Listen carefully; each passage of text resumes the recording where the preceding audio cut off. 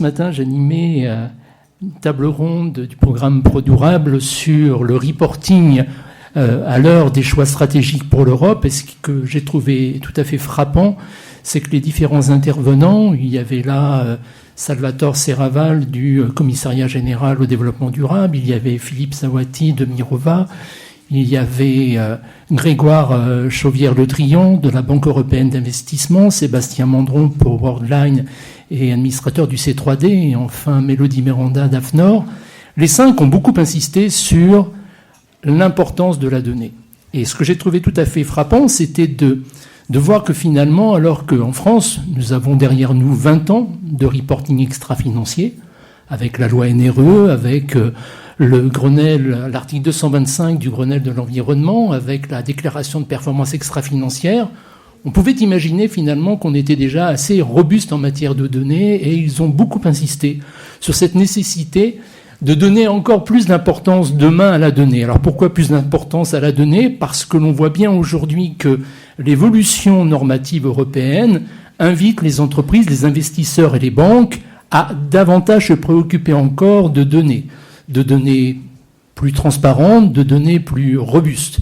Et des données qui ne soient plus des données qui s'inscrivent dans un reporting rétroviseur, comme celui que l'on connaît depuis très longtemps, mais qui s'inscrivent dans des reportings à projection, des reportings d'engagement, des reportings qui correspondent davantage à une responsabilité intégrée dans l'entreprise, une responsabilité sociétale pilotée par l'entreprise, avec un reporting qui se fasse au niveau de la gouvernance de l'entreprise, avec un reporting qui se fasse aussi au niveau de l'ensemble des directions, des sites, que chacun puisse comprendre finalement, que chacune puisse comprendre finalement quelle est la contribution de sa direction, de son service, ou bien encore de son site industriel.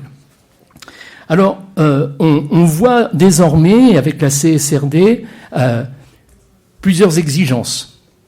Implication accrue de la gouvernance, analyse de double matérialité, au-delà des risques financiers, tels que le souhaite pour le moment l'IFRS avec ISBB, on voit que pour l'instant, il n'y a que les risques finalement qui affectent le modèle d'affaires de l'entreprise qui comptent. En revanche, en Europe, on veut prendre également en compte l'impact. On a des KPI associés aux risques et aux impacts que je viens d'évoquer, qui doivent être pilotés, qui doivent s'inscrire dans des trajectoires objectivées et qui doivent faire l'objet, effectivement, comme je l'évoquais précédemment, eh bien, de la meilleure des robustesses. Alors, cette donnée aujourd'hui, donc, elle devient indispensable pour que les entreprises puissent montrer la sincérité de leur trajectoire et la mise en œuvre de ces trajectoires. Elle devient, de ce fait, un puissant levier de transformation à l'heure de la transition écologique énergétique, à l'heure de la sobriété à laquelle les entreprises sont invitées. On entre véritablement aujourd'hui non plus dans ce reporting annuel, un peu passif finalement, mais un reporting qui va se faire à des séquences beaucoup plus courtes et qui vont faire l'objet d'interactions, comme j'ai évoqué, avec la gouvernance de l'entreprise ainsi que l'ensemble des différentes directions. Ce que nous allons voir avec les intervenantes du jour, c'est comment déjà certaines entreprises utilisent cette donnée au-delà de l'obligation réglementaire de reporting et au-delà aussi de l'aspect quelquefois cosmétique que peut revêtir des rapports RSE afin de travailler sur l'image de l'entreprise. Aujourd'hui, pour parler de ces sujets, nous avons Clémentine Fischer, qui est Head of ESG Integration and Philanthropy au sein du groupe AXA. Nous avons Isabelle Demomont, directrice RSE, gestion des produits et réglementations chez Quercia. Et nous avons Solène Garcin-Charcossé, qui dirige la business line RSE de Tenaxia. Je vais peut-être vous demander, chacune, mesdames, de bien vouloir sommairement présenter vos entreprises, et puis après, nous rentrerons dans le vif du sujet. Bonjour, donc moi je suis Clémentine Fischer, je travaille pour AXA, donc un assureur. On a plusieurs activités, à la fois on assure les biens, les services, les entreprises, les activités, les infrastructures, et aussi on investit de l'argent, donc on fait vraiment partie du secteur financier, on investit les primes pour qu'elles soient disponibles pour pouvoir les verser à nos clients en cas de dommage. Voilà les grandes activités d'AXA. Par ailleurs, on fait aussi du conseil. On accompagne les entreprises avec lesquelles on travaille, qu'on assure pour les aider, notamment sur plus de vertu, plus de durabilité pour leur business model. Clémentine, merci. Solène ? Donc Solène Garcin-Charcosset, moi je suis la directrice de la business line RSE chez Tenaxia. Donc chez Tenaxia, on est éditeur de logiciels et cabinet de conseil sur les sujets HSE, RSE et ESG, c'est-à-dire pour les sujets qui nous concernent. On accompagne les entreprises depuis la définition d'une stratégie RSE, le pilotage de la donnée via le logiciel de reporting et la valorisation des informations via les rapports RSE réglementaires ou volontaires. Et puis côté ESG, donc on travaille avec les sociétés de gestion qui veulent piloter la donnée de leurs investissements et donc qui utilisent aussi notre logiciel pour aller collecter ces informations auprès de leur participation. Voilà. Merci beaucoup. Isabelle. Et donc Isabelle de Momont, donc je suis la directrice réglementaire et RSE depuis 4 ans, réglementaire depuis 30 ans du groupe Quercia. Donc nous, on est le spécialiste de la sécurité des aliments. On fabrique des produits de nettoyage et désinfection pour les fermes, les agriculteurs et pour les entreprises agroalimentaires. On est un groupe international présent dans 120 pays avec plus de 60 entités légales à gérer et dans lesquelles il faut collecter de la data. 2000 employés dans le monde, dont 400 en France. Nous étions non soumis à la DPEF, mais nous devenons soumis à la CSRD et à la taxonomie avec le référentiel des produits chimiques. Une petite particularité, le groupe appartient aujourd'hui à un fonds d'investissement, donc on est sous actionnariat financier, mais avec l'ensemble des salariés qui sont actionnaires du groupe à une certaine hauteur. Et puis on a été la première entreprise française à bénéficier d'un financement lié à nos engagements et à nos résultats RSE. Merci beaucoup pour ce tour de table. Solène, je vais te demander de commencer à prendre la parole afin de nous donner la vision du cabinet de conseil et de l'éditeur de logiciels quant à l'usage des data qui participent étroitement à la transformation de l'entreprise. Oui, la data, c'est vraiment le sujet clé. Pour ceux qui étaient là ce matin, nous faisons tous les ans une étude sur les pratiques de reporting et rapports RSE. Ça fait 10 ans maintenant. On était sur la 3e édition en partenariat avec Euronext et donc avec un scope européen. Et ce qu'on constate dans cette étude, c'est que le sujet de la data reste le sujet clé des entreprises sur lesquelles tous les ans, elles ont besoin de continuer à travailler. Continuer à travailler parce qu'elles-mêmes en interne ne sont pas forcément satisfaites des indicateurs qu'elles suivent, mais aussi parce que ce sont sur les sujets des indicateurs que les organismes tiers indépendants font le plus de retours, le plus de commentaires sur la pertinence de l'indicateur, sur la robustesse de l'indicateur, sur la fiabilité de l'indicateur. Donc c'est vraiment le sujet clé pour les entreprises aujourd'hui. L'étude, pour vous resituer rapidement, on l'a fait donc, au niveau européen. On avait 65% d'entreprises françaises, 9% d'italiennes et 8% issues du Benelux. On avait 75 entreprises répondantes dont on a analysé les questionnaires et avec une majorité de gros groupes. Ce qu'on constate effectivement, c'est que les entreprises sont vraiment en train de travailler sur ces sujets d'indicateurs. On a encore beaucoup d'entreprises qui nous déclarent avoir plus de 5 indicateurs par risque, plus de 5 KPI par risque à piloter. Sachant qu'on a entre 10 et 15 risques, vous voyez le nombre de KPI que cela fait, surtout quand il faut les remonter derrière au COMEX, au CODIR, pour prendre des décisions, il y a beaucoup trop d'indicateurs. Donc la vraie question, c'est comment choisir les bons indicateurs. Qu'est-ce qu'un bon indicateur clé de performance ? Donc tu parlais, Bertrand, de la vision rétroviseur. Alors c'est vrai qu'on a les indicateurs qui permettent de constater une performance passée. Donc là, c'est vraiment où en était mon entreprise, où j'en étais jusqu'à maintenant. Mais il y a aussi maintenant vraiment la question, et c'est vraiment le sujet de la CSRD beaucoup plus que de la DPEF, c'est quel est mon indicateur du futur pour piloter ma performance, pour piloter où je veux aller, et derrière pouvoir suivre aussi une trajectoire. Donc, quand on commence à se poser ces questions de futur, d'objectifs et de trajectoire, les entreprises constatent souvent que peut-être que les indicateurs constats de la performance passée ne sont pas forcément les bons. Je citais l'exemple ce matin, quand on parle d'engagement des salariés, un bon indicateur de performance, c'est l'ancienneté. Effectivement, si on a une bonne ancienneté, ça veut dire qu'on a été performant sur l'engagement des salariés. Maintenant, si on veut se fixer un objectif d'amélioration, une trajectoire, est-ce qu'on va vraiment vouloir se fixer un objectif sur l'ancienneté d'un salarié, sur une trajectoire d'ancienneté ? Ça n'a pas forcément de sens. Donc la question de l'indicateur, finalement, est à reposer pour se dire comment finalement je pilote mon engagement. C'est peut-être pas le même indicateur que celui que je mettais en avant jusqu'à maintenant dans la DPEF et une vision rétroviseur. Donc ça, c'est vraiment le premier point, c'est la pertinence de l'indicateur. Le deuxième point sur les indicateurs, c'est que identifier le bon indicateur, c'est très bien. Maintenant, il faut être sûr de pouvoir aussi le suivre, le collecter, le consolider, que ce soit un indicateur qui soit exhaustif.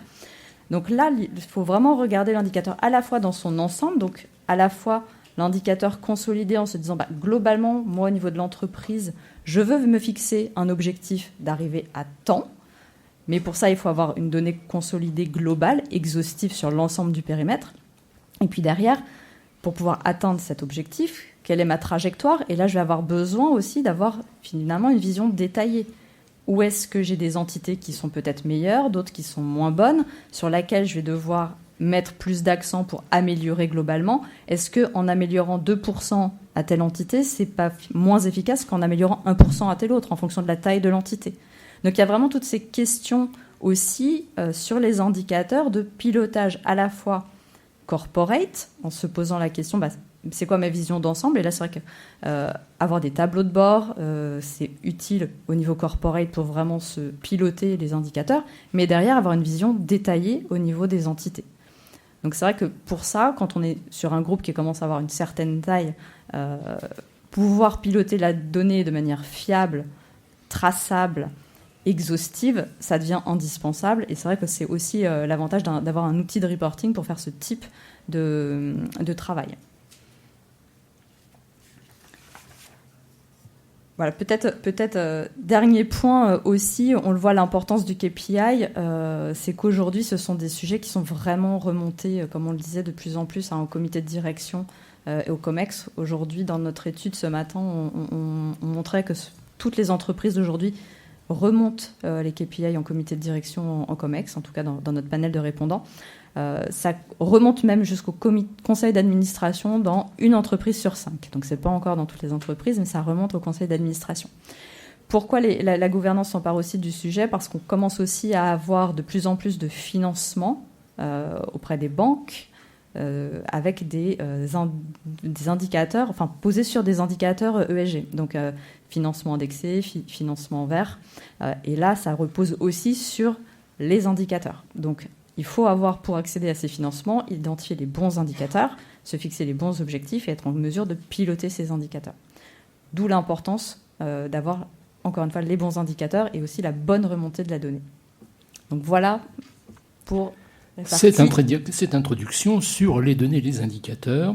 Et c'est pas fini puisqu'on plonge tout de suite sur l'importance de la data et comment choisit-on les bons indicateurs clés de performance. Et je vais proposer à Clémentine d'aborder ce sujet et Isabelle complétera à l'aune de ce qu'elle peut constater au sein de son entreprise. Merci. Alors c'est vrai que la donnée c'est un enjeu. Comme vous dites, depuis 20 ans, on collecte de la donnée extra-financière. Donc nous, on a été soumis, en tant que groupe entreprise du CAC 40, on a été soumis à tout l'historique des réglementations. Donc ça fait très longtemps qu'on collecte des informations extra-financières. Et en effet, on est passé de quelque chose où on collectait de la donnée et du reporting. À un moment, c'était 40 indicateurs prédéfinis. On n'avait pas trop le choix des indicateurs qu'on devait collecter. Avec la DPEF, on doit de plus en plus aller vers la logique de KPI, avoir un indicateur de performance et pas uniquement un indicateur. Donc on est beaucoup challengé par nos auditeurs sur la pertinence du KPI qui est utilisé.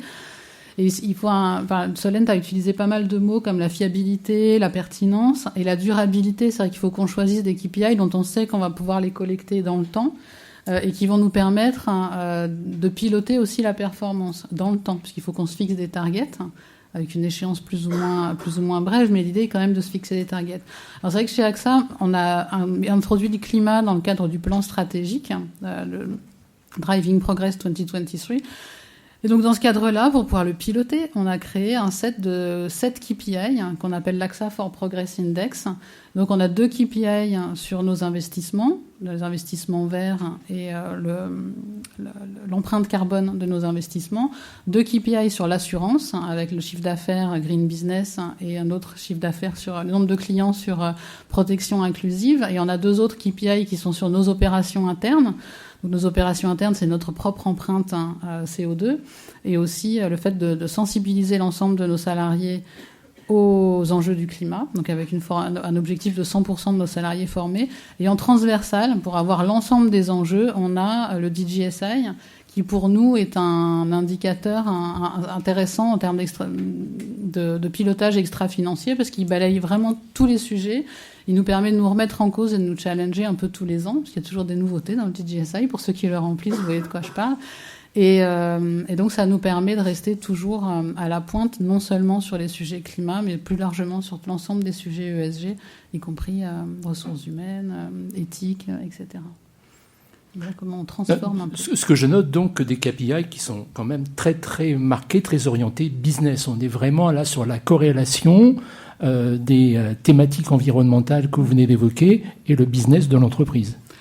Exactement. C'était un peu le challenge aussi, c'est que la RSE devienne non seulement l'objet des opérations internes, mais que ça devienne aussi l'enjeu du business. Alors c'est vrai que la finance, on est un petit peu poussé aussi par les réglementations. Le ESG est très important dans le monde de la finance. On est très challengé pour financer la transition et aller vers les investissements verts, etc. Mais donc du coup, on a beaucoup commencé par là, et maintenant c'est plutôt notre métier d'assureur qui devient de plus en plus aussi l'objet de KPI et de considération ESG.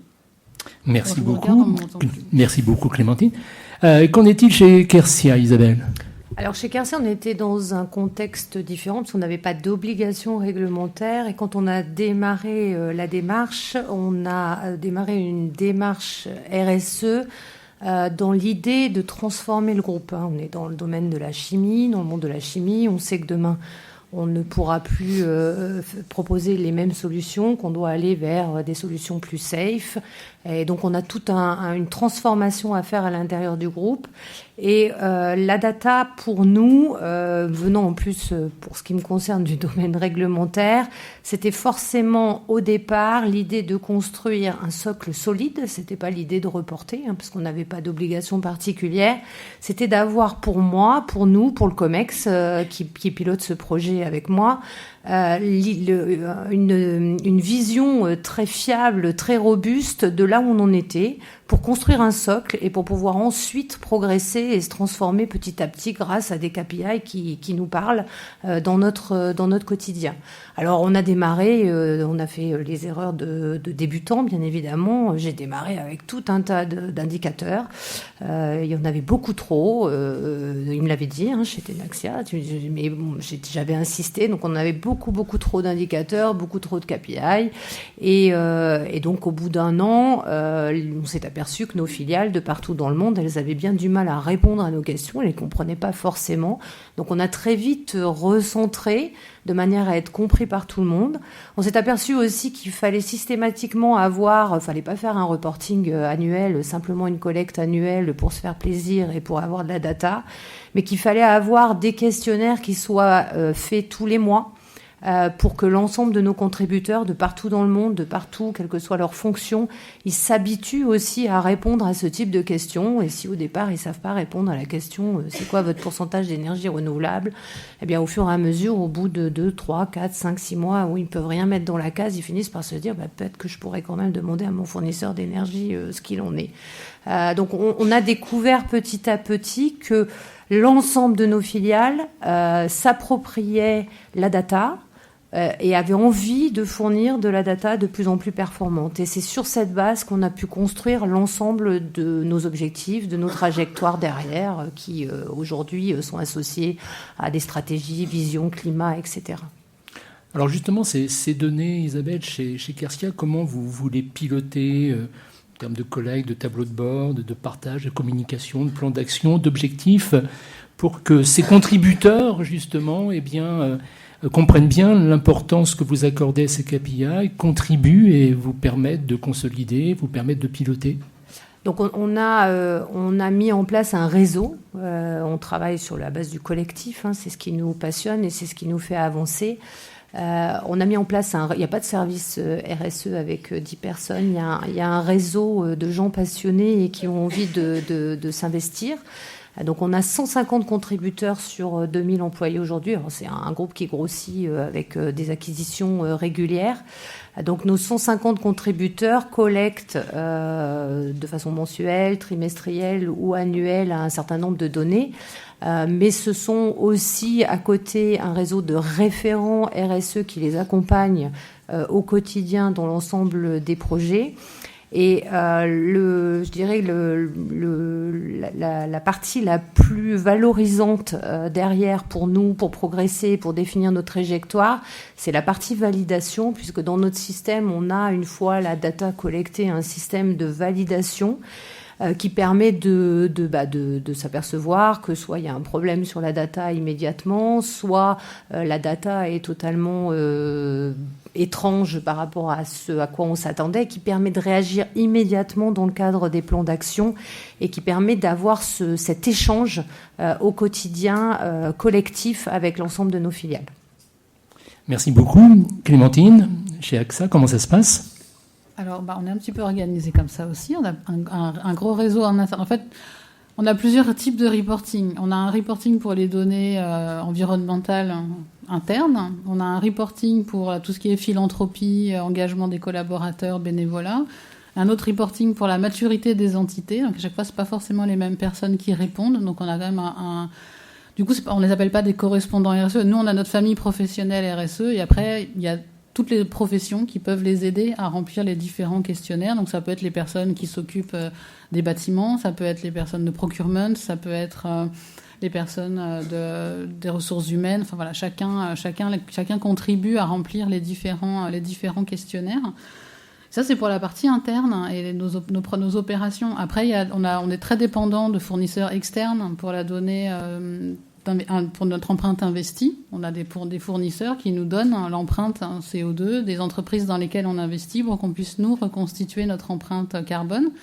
C'est plus ou moins facile, ça prend du temps, on a un décalage de temps. Et les prestataires qui nous donnent la donnée, c'est pas en temps réel, donc il y a toujours presque 1 voire 2 ans de décalage entre la donnée sur laquelle on peut travailler et la date à laquelle les entreprises publient leur rapport, avec parfois un manque d'homogénéité dans les géographies et entre les entreprises. Et puis après, on a notre empreinte assurée. Et donc là, on est en train de travailler avec nos pairs dans le cadre de la Net Zero Insurance Alliance. On a plusieurs assureurs qui travaillent ensemble pour essayer de définir justement des méthodes pour essayer de mesurer l'empreinte qu'on appelle assurée, c'est-à-dire quelle est la part, par exemple quand on assure un véhicule, quelle est la part du véhicule et de son empreinte qui reviendrait à l'assureur par rapport au constructeur, etc. Enfin, il y a tout un travail de définition sur lesquels la profession travaille. On n'a pas fini encore sur ce sujet-là. Donc on voit dans les deux entreprises un mode de fonctionnement à peu près identique. On voit également que chez AXA, depuis de nombreuses années, vous êtes là aussi pour évaluer la maturité des différentes entités sur les questions RSE. Pour reboucler sur le titre de notre atelier, la data au service de la transformation de l'entreprise, comment finalement cette donnée contribue-t-elle chez AXA à la transformation du modèle de l'entreprise? Alors, on est un peu obligé de se transformer tout le temps. On a des plans de transition, on s'engage sur des trajectoires net zéro. Le terme est très à la mode, mais après, derrière, une fois qu'on s'est engagé, il faut qu'on délivre. Donc, on est obligé d'avoir de la donnée pour piloter, vérifier là où on en est, s'assurer toujours qu'on atteint nos targets intermédiaires. C'est important d'avoir une target long terme, mais net zéro long terme, ça ne veut pas dire des actions tout de suite. Donc on est obligé de redécouper avec des targets 2025 et puis bientôt on aura les targets 2030, etc. C'est un peu le travail que fait aussi SBTi. Et en fait, une fois qu'on se fixe ces targets, il faut qu'on se mette en ordre de marche pour y arriver. Donc en fait, ça touche l'ensemble des professions. Maintenant, on arrive à un degré de maturité où en fait la RSE, nous, on pilote et on coordonne un certain nombre de choses. Mais après, ça redescend vraiment dans les métiers. C'est au métier maintenant qu'incombe vraiment la responsabilité. Voilà, décarboner un portefeuille d'investissement, c'est pas le travail de la RSE, c'est le travail des investisseurs chez nous, parce que c'est eux qui savent faire, c'est eux qui savent traiter cette information-là. Et après, on travaille ensemble, évidemment, pour se fixer des trajectoires communes. Et puis après, nous, on a la coordination du reporting extra-financier. Donc en fait, c'est un peu un travail collégial, on va dire. On travaille tous ensemble, main dans la main. Alors voilà, c'est plus ou moins simple parce qu'on est nombreux et c'est une grosse entreprise. Mais voilà, sans données, on ne pourrait pas avancer. Ce qui ne se mesure pas, ce qui ne se pilote pas, et donc on ne peut pas avancer, on ne peut pas progresser. C'est pour ça, par exemple, qu'on est sur cette alliance pour mesurer l'impact assuré, parce qu'on ne peut pas baisser l'empreinte de ce qu'on assure ou de nos opérations assurantielles tant qu'on ne sait pas le mesurer. Donc vraiment, mesurer, c'est important et on est obligé de... C'est là qu'on essaye d'aller. On essaye de mesurer le maximum de choses.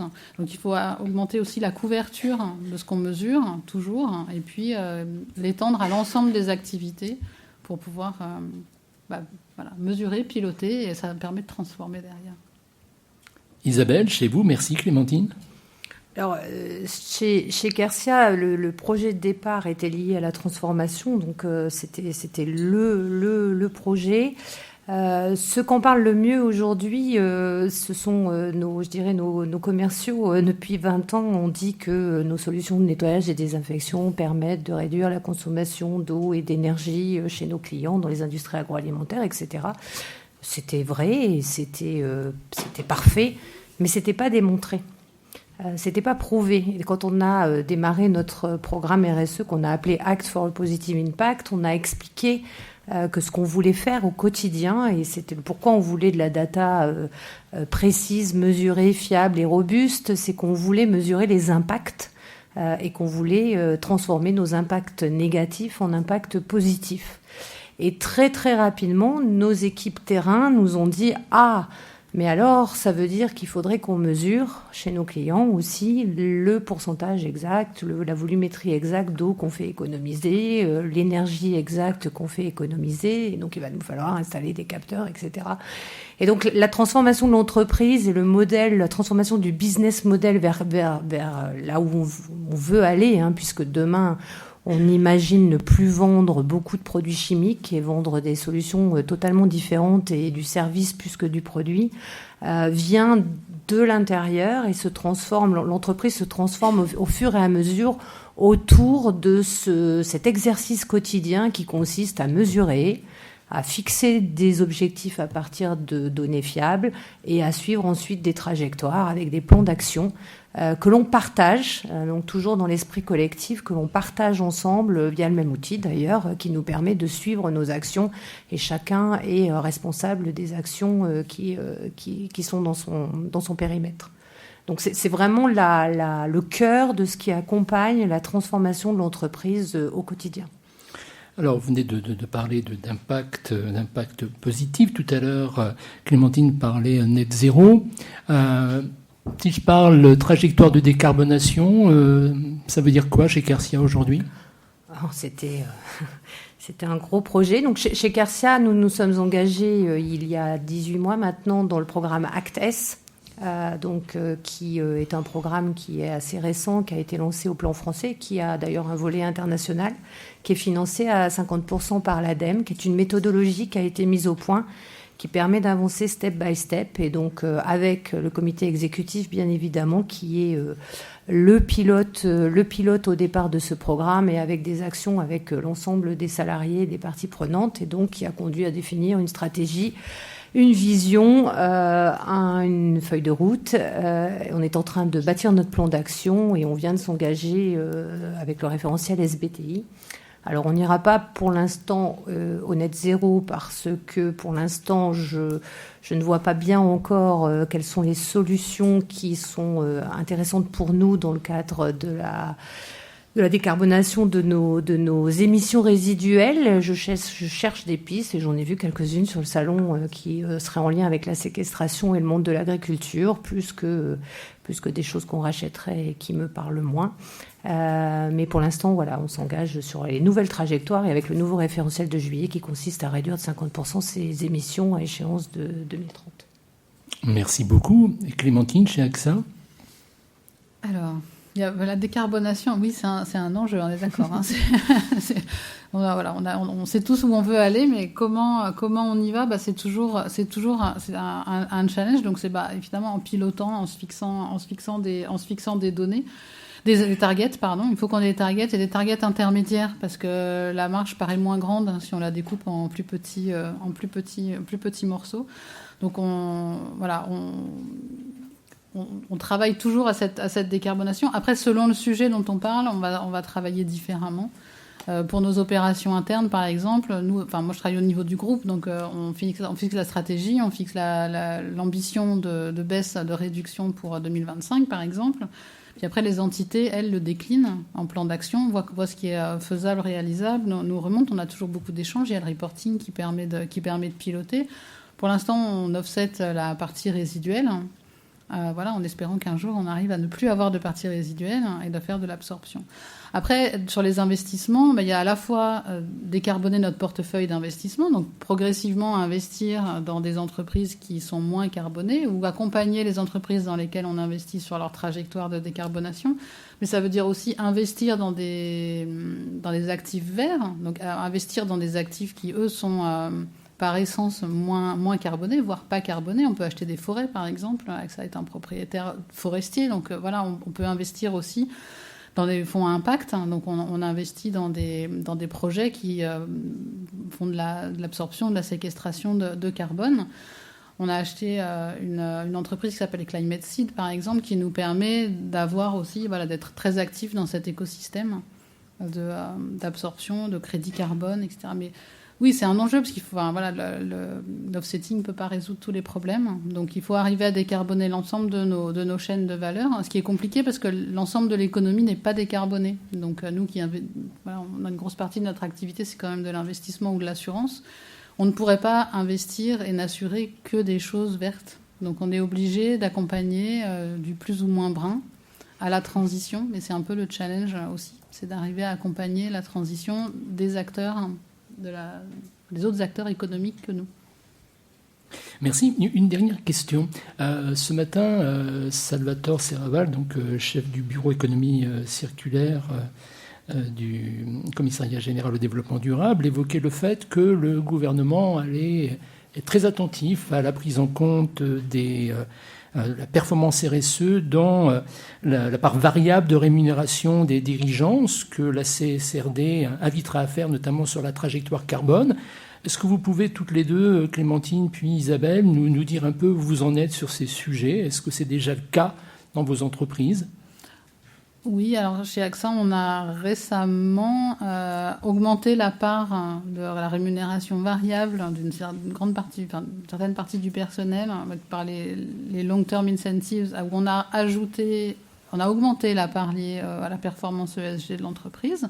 Donc maintenant, il y a 30% de la rémunération variable qui est liée à la performance de nos fameux KPI sur les investissements verts ou la décarbonation de nos opérations et nos performances sur le DJSI. D'accord, merci. Et Isabelle, chez Quercia ? Alors chez Quercia, nous, sur les 3 projets stratégiques du groupe qui ont été définis pour l'année 2022, par exemple, qui sont l'eau, les plastiques et le bien-être, la qualité de vie au travail, les patrons pays ont une grosse part de leur variable qui est incentivée sur l'avancement de ces projets-là, qui sont suivis d'ailleurs au titre, pour certains projets, des financements green.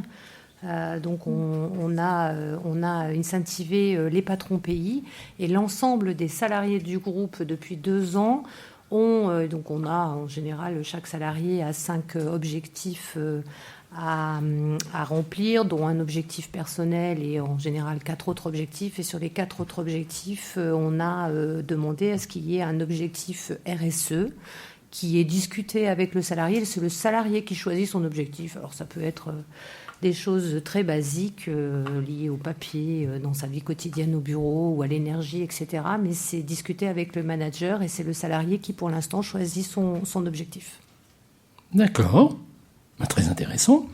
Très opérationnel. Solène, avant de faire une dernière intervention sur les principaux défis de la future CSRD pour toutes les entreprises en général que tu nous évoqueras, Clémentine et Isabelle nous évoqueront les défis qui concernent leurs propres entreprises. Est-ce que tu souhaites faire un commentaire sur les interventions de Clémentine et Isabelle ?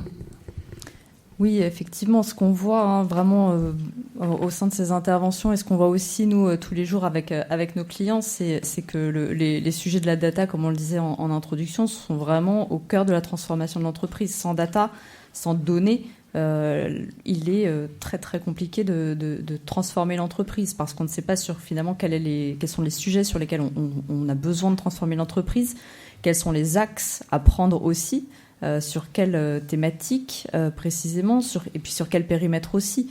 Donc disposer d'une donnée fiable, d'une donnée robuste, exhaustive, c'est vraiment indispensable pour transformer l'entreprise. C'est une des étapes primordiales pour aussi prendre des stratégies, des engagements qui soient pertinentes. Et puis aujourd'hui, peut-être on en reparlera dans la conclusion, mais c'est aussi l'attente des parties prenantes d'avoir des données robustes. Aujourd'hui, on ne peut plus se permettre de publier des informations, des engagements, des bonnes actions sans données robustes. Ça n'a plus de crédibilité, même dans des rapports RSE volontaires. Alors d'un mot, pour Tenaxia, en tant qu'éditeur de solutions logicielles et cabinet de conseil, les grands défis que pose la CSRD selon toi ? Alors, les grands défis que pose la CSRD, dans un premier temps, déjà, c'est d'attendre les documents pour savoir ce qu'on va publier. Patience. Donc ça, je pense que quelques semaines. C'est ça. Toutes les entreprises attendent avec impatience le mois de novembre pour voir ce que va sortir les FRAG.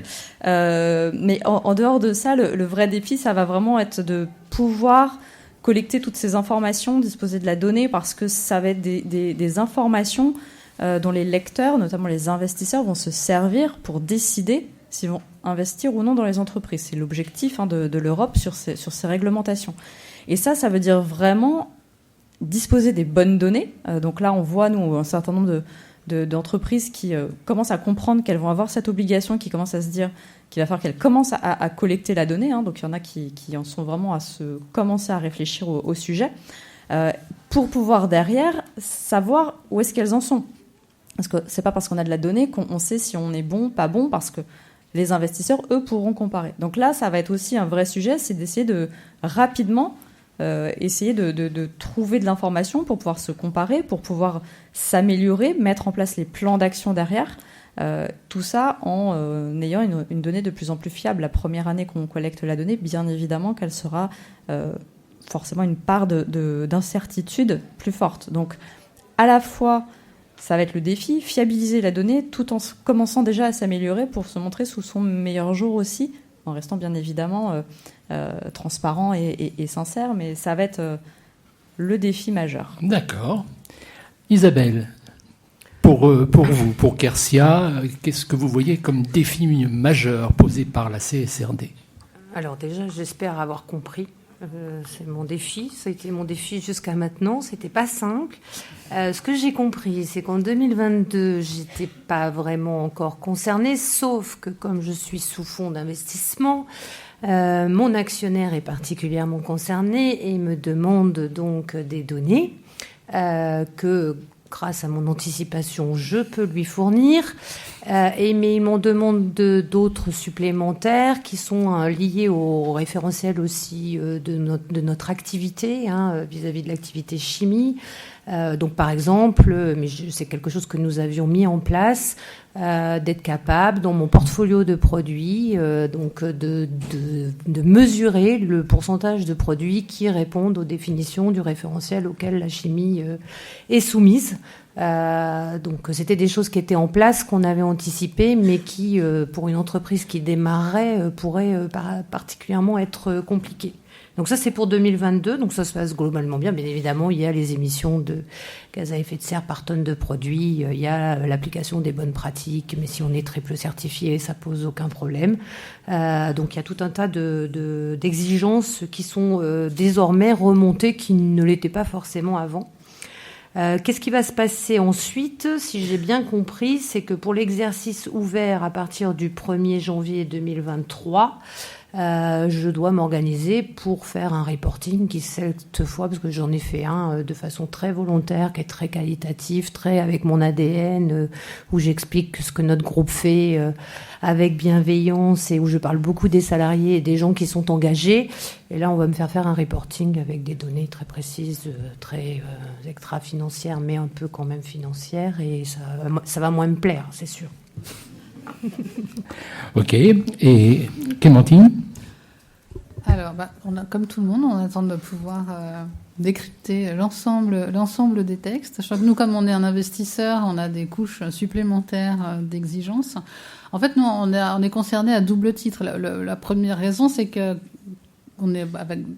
grâce à la taxonomie, on a des indicateurs à publier. Et on ne peut pas, il y a des indicateurs qu'on ne peut pas publier si on ne connaît pas l'empreinte des acteurs dans lesquels on investit ou qu'on assure. Donc pour nous, c'est hyper important que cette donnée soit disponible de façon assez standardisée, assez homogène à travers l'ensemble des entreprises, pour que nous, on puisse avoir la donnée pour pouvoir après dire si on fait vraiment notre travail d'investisseur vert, etc. Donc voilà, nous on a cet œil-là d'investisseur où là on veut le maximum de choses, le maximum de données disponibles le plus rapidement possible. Puis après on est émetteur aussi, donc parfois on est confronté à un dilemme, c'est-à-dire que oui on a besoin de la donnée, mais parfois on se demande un peu comment on va faire pour l'avoir. La double matérialité c'est pas évident, c'est pas forcément le prisme qu'on avait avec la DPEF jusqu'à présent, donc mesurer l'impact financier de l'ensemble des problématiques climatiques sur nos activités, ça peut poser des problèmes. Après on a aussi l'auditabilité, c'est-à-dire qu'on audite déjà nos rapports environnementaux et la DPEF, mais là, on va nous demander progressivement une assurance un peu plus forte sur ces données-là. Donc, on essaye de voir comment rapprocher la qualité des données extra-financières des données financières.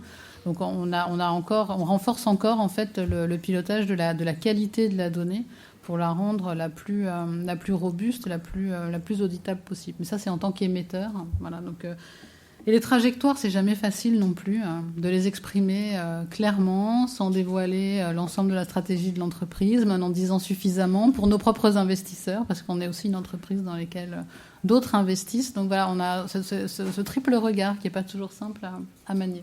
Merci beaucoup.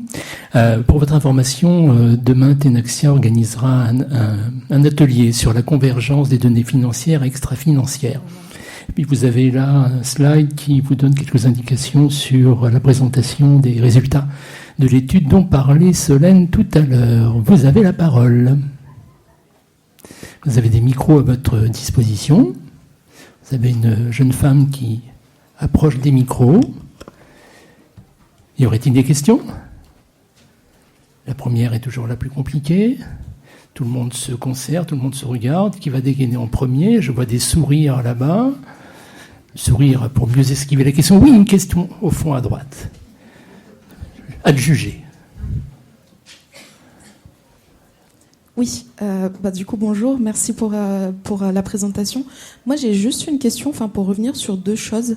D'une part, c'est la collecte de données. Vous en avez parlé tout à l'heure un petit peu et vous avez parlé d'un groupe de référents ou en tout cas de salariés qui renvoient les données.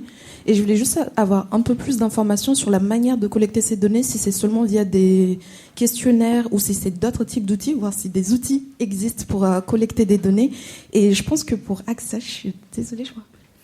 Enfin, en tout cas, vous aviez parlé d'un décalage entre le moment où vous receviez les données et le moment où ils étaient collectés. Je crois qu'il était d'1 à 2 ans. Et du coup, c'était aussi pour savoir quel est l'impact de ce décalage qui est quand même énorme sur, je sais pas, comment vous adaptez à ça pour être vraiment sûr qu'au moment où vous faites soit vos reportings, soit vos plans d'action, c'est encore en accord avec la donnée qui date d'il y a 2 ans. Alors oui, juste je réponds très vite à ça. Après, je vous laisse répondre sur comment on collecte. Oui. La donnée sur laquelle il y a un décalage, c'est pas nos données opérationnelles à nous. Nous, nos émissions de CO2 liées à nos bâtiments, nos voyages, etc. On les a bien dans l'année. c'est les données des émissions de CO2, scope 1, 2, voire 3, des entreprises dans lesquelles on investit. Donc il faut d'abord qu'elle publie, que la donnée soit collectée par un tiers, et ce tiers, après, l'organise et nous la livre. Mais ça lui prend un certain temps, donc voilà.